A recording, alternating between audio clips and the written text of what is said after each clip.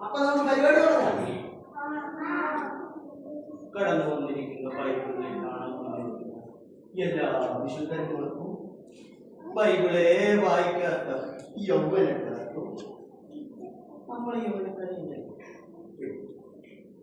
അങ്ങോട്ടും ഇങ്ങോട്ടും ഓടി നടക്കുന്ന കുഞ്ഞുങ്ങളെ പ്രാർത്ഥനയെ പത്തിരി വന്ന് നോക്കി നടക്കുന്ന ആളുകൾ നിങ്ങളെല്ലാവർക്കും ഞാൻ എന്റെ സ്നേഹവന്ദനങ്ങൾ